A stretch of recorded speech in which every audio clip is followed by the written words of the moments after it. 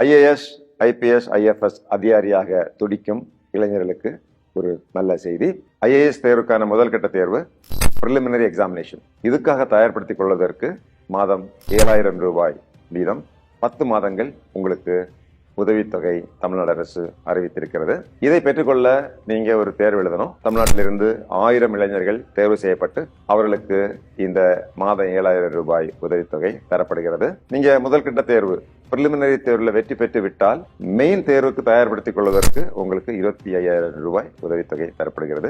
Main தேர்வுக்கு உங்களை தயார்படுத்திக் கொள்ள சென்னையில் இலவசமாக தங்கி தயார்படுத்திக் கொள்வதற்காக all India civil services training centre, Anna administrative staff college இலவசமாக தங்கி படிப்பதற்கு அனைத்து வசதிகளையும் தமிழ்நாடு அரசாங்கம் செய்து தருகிறது.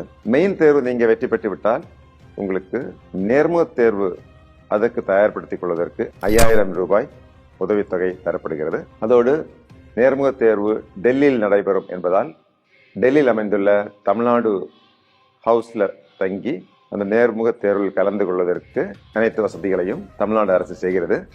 இது நான் முதல்வன் திட்டத்தின் கீழ் இந்த ஊக்குத்தொகை அறிவிக்கப்பட்டிருக்கிறது. பட்டதாரி இளைஞர்களே இந்த அரிய வாய்ப்பை பயன்படுத்திக் கொள்ளுங்க.